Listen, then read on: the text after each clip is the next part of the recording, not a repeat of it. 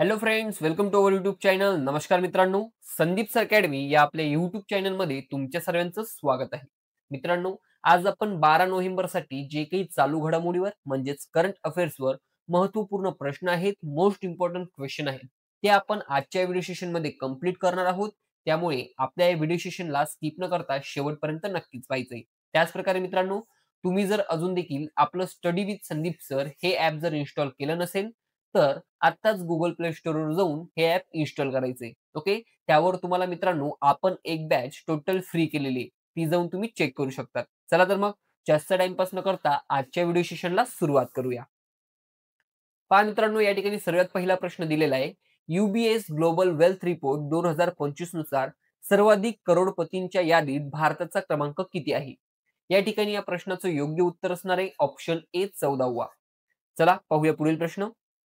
INS ईशक हे कोणत्या प्रकारचे जहाज आहे जे भारतीय नौदलात सामील झाले आहे?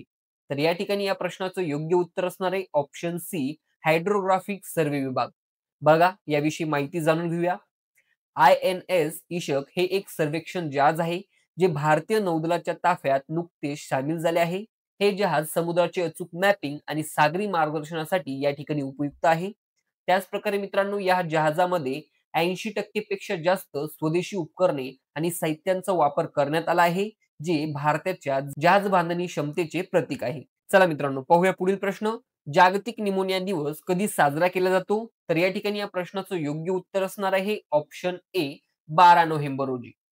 बघा याविषयी थोडक्यात माहिती जाणून घेऊया. जागतिक निमोनिया दिवस हा दरवर्षी 12 नोव्हेंबर रोजी साजरा केला जातो. या दिवसाचा उद्देश निमोनिया या आजाराबद्दल जागरूकता निर्माण करणे आणि प्रतिबंधक व उपचारांच्या महत्त्वावर जोर देणे हा आहे. त्याचप्रकारे मित्रांनो, परत एकदा लक्षात घ्यायचे की जागरूकता काय होणार आहे, तर निमोनिया जो फुफ्फुसांचा एक गंभीर संसर्ग आहे, याबद्दल जगभरात जागरूकता वाढवण्यासाठी हा दिवस या ठिकाणी साजरा केला जातो. त्याचप्रकारे मित्रांनो, लक्षात घ्यायचंय की जरी निमोनिया टाळता येण्याजोगा आणि उपचार करण्यायोग्य असला तरी हा 5 वर्षाखालील मुलांसाठी मृत्यूचे एक प्रमुख कारण आहे. ओके. चला पाहूया पुढील प्रश्न. संयुक्त राष्ट्रांच्या जल करारात सामील होणारा दक्षिण आशियातील पहिला देश कोणता ठरला आहे? या ठिकाणी या प्रश्नाचं योग्य उत्तर असणार आहे ऑप्शन सी बांगलादेश. चला बघा याविषयी थोडक्यात माहिती पाहून घेऊया. सीमापार जलमार्ग आणि आंतरराष्ट्रीय तलावांचा संरक्षण आणि वापरावरील संयुक्त राष्ट्रांच्या अधिवेशनात सामील होणारा दक्षिण आशियातील बांगलादेश हा या ठिकाणी पहिला देश ठरला आहे.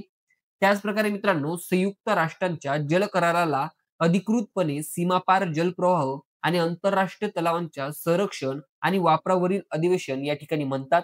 लक्षात घ्यायचं मित्रांनो की 1992 मध्ये हेलसिंकी मध्ये स्वीकारण्यात आले आहे आणि 1996 मध्ये ते लागू करण्यात आले आहे. ओके. चला पाहूया पुढील प्रश्न. कोणत्या राज्यामध्ये देशातील पहिले न्यायालयीन शहर बांधले जाणार आहे? तर या ठिकाणी या प्रश्नाचं योग्य उत्तर असणार आहे ऑप्शन बी केरळ या राज्यामध्ये. चला याविषयी थोडक्यात माहिती जाणून घेऊया. हा एक पॉइंट लक्षात ठेवायचा आहे मित्रांनो की देशातील पहिले न्यायालयीन शहर हे केरळ राज्यात बांधले जाईल. हे शहर कोची जिल्ह्यातील कलामसेरी येथे बांधले जाईल आणि तेथे सर्व न्यायालयीन सुविधा एकाच ठिकाणी उपलब्ध होतील. चला पाहूया पुढील प्रश्न. कालमेघी चक्रीवादळाचा कोणत्या देशावर परिणाम झाला आहे? तर या ठिकाणी या प्रश्नाचं योग्य उत्तर असणार आहे ऑप्शन ए फिलिपिन्समध्ये. चला पाहूया पुढील प्रश्न. कोणत्या भारतीय बँकेचे नाव इन्फ्रास्ट्रक्चर डेव्हलपमेंट बँक असे ठेवले जाईल? या ठिकाणी या प्रश्नाचं योग्य उत्तर असणार आहे ऑप्शन ए नाफाइड. म्हणजे NABFID या बँकेचं नाव या ठिकाणी इन्फ्रास्ट्रक्चर डेव्हलपमेंट बँक ठेवण्यात येणार आहे मित्रांनो. बघा याविषयी सविस्तर माहिती लक्षात घेऊ. National bank for financing infrastructure and development या बँकेचे नाव बदलून या ठिकाणी इन्फ्रास्ट्रक्चर डेव्हलपमेंट बँक म्हणजे IDB ठेवण्यात येणार आहे. ही संस्था जागतिक स्तरावर ओळख मिळवण्यासाठी आणि एशियन डेव्हलपमेंट बँक व इंटरनॅशनल फायनान्स कॉर्पोरेशन म्हणजे वर्ल्ड बँक यांच्या बरोबरीने काम करण्यासाठी हे या ठिकाणी नाव बदलले जात आहे. त्याचप्रकारे मित्रांनो, परत एकदा रिव्हिजन करायची आहे.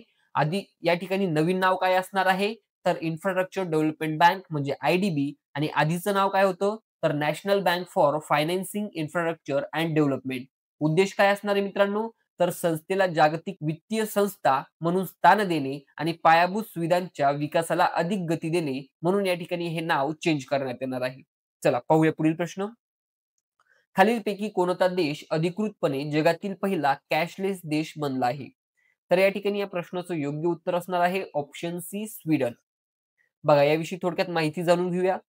स्वीडन अधिकृतपणे जगातील पहिला कॅशलेस देश बनला आहे. आता तिथे बहुतेक सर्व व्यवहार मोबाईल ॲप्स, डेबिट कार्ड किंवा क्रेडिट कार्ड आणि फोन आधारित पेमेंटद्वारे होतील.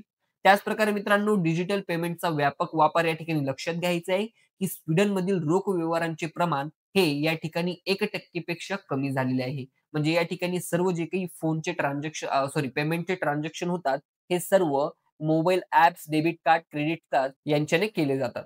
ओके. चला पाहूया पुढील प्रश्न. कोणत्या राज्य सरकारने पिंक सहेली स्मार्ट कार्ड योजना किंवा महिला आणि ट्रान्सजेंडरांसाठी मोफत बस प्रवास सुरक्षा आणि समावेशकतेला प्रोत्साहन देण्यासाठी व्यक्ती सुरू केली आहे? या ठिकाणी या प्रश्नाचं योग्य उत्तर असणार आहे मित्रांनो ऑप्शन बी दिल्ली सरकारने. बघा याविषयी थोडक्यात माहिती जाणून घेऊया. दिल्ली सरकारने महिला आणि ट्रान्सजेंडर समुदायासाठी सार्वजनिक बसमध्ये मोफत आणि अमर्यादित प्रवासाला प्रोत्साहन देण्यासाठी पिंक सहेली ओके लक्षात घ्यायचं मित्रांनो पिंक सहेली स्मार्ट कार्ड योजना सुरू केली आहे. हे स्मार्ट कार्ड 12 वर्ष आणि त्याहून अधिक वयाच्या व्यक्तींसाठी आहे. लक्षात घ्यायचं मित्रांनो माहिती योजनेचं नाव काय आहे तर पिंक सहेली स्मार्ट कार्ड योजना. सरकार कोणतं आहे मित्रांनो दिल्ली सरकार. लाभार्थी कोण असणार आहेत तर 12 वर्ष आणि त्याहून अधिक वयाच्या महिला आणि ट्रान्सजेंडर व्यक्ती. त्याच प्रकारे याचे फायदे काय आहेत मित्रांनो तर सार्वजनिक बसमध्ये मोफत आणि अमर्यादित प्रवास. ओके चला पाहूया पुढील प्रश्न. मनोहर पर्रीकर युवा शास्त्रज्ञ पुरस्कार 2025 ने कोणाला सन्मानित करण्यात आलेले आहे? तर या ठिकाणी या प्रश्नाचं योग्य उत्तर असणार आहे मित्रांनो option A doctor Sai Gautam. बघा याविषयी थोडक्यात माहिती पाहूया. मनोहर पर्रीकर युवा शास्त्रज्ञ पुरस्कार 2025 हा डॉक्टर साई गौतम गोपालकृष्णन यांना जाहीर झाला आहे. ते बंगळुरू येथील इंडियन इन्स्टिट्यूट ऑफ सायन्स मध्ये मटेरियल इंजिनिअरिंगचे असोसिएट प्रोफेसर आहेत. त्यांना संगणकीय पदार्थ विज्ञान म्हणजे कम्प्युटेशनल मटेरियल सायन्स क्षेत्रातील महत्त्वपूर्ण योगदानाबद्दल हा पुरस्कार देण्यात आला आहे. चला पाहूया पुढील प्रश्न. दुबईतील अल एन येथे झालेल्या 2025च्या पॅरा शूटिंग वर्ल्ड कपमध्ये अवनी लेखराने कोणते पदक जिंकले आहे? तर या ठिकाणी या प्रश्नाचं योग्य उत्तर असणार आहे ऑप्शन सी सुवर्ण पदक. बघा याविषयी थोडक्यात माहिती जाणून घेऊया. स्पर्धा कोणती होती मित्रांनो तर 2025 पॅरा शूटिंग वर्ल्ड कप आणि ठिकाण कोणतं होतं तर दुबईतील अलेन ठिकाणी. ओके त्याच प्रकारे पदक कोणतं मिळवलेलं मित्रांनो तर सुवर्ण पदक म्हणजे गोल्ड मेडल. आणि स्पर्धेचा प्रकार कोणता होता तर महिलांची 10 metre air rifle standing SH1. चला पाहूया पुढील प्रश्न. कोणत्या संघाने 42वी इंडियन ऑइल सर्व सुरजीत हॉकी ट्रॉफी 2025 जिंकली आहे? तर या ठिकाणी या प्रश्नाचं योग्य उत्तर असणार आहे मित्रांनो ते म्हणजे ऑप्शन सी इंडियन ऑइल मुंबई. बघा याविषयी थोडक्यात माहिती पाहूया. विजेता संघ कोणता आहे मित्रांनो तर इंडियन ऑइल मुंबई. आणि उपविजेता कोणता आहे मित्रांनो तर भारतीय रेल्वे.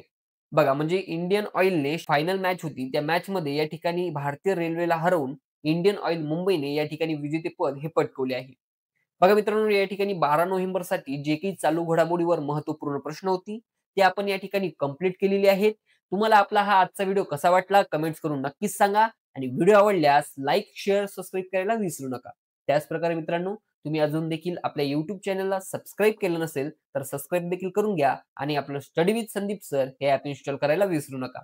ओके चला तर मग मित्रांनो भेटूया नवीन व्हिडिओमध्ये नवीन प्रश्नांसोबत. Thanks for watching this video friends.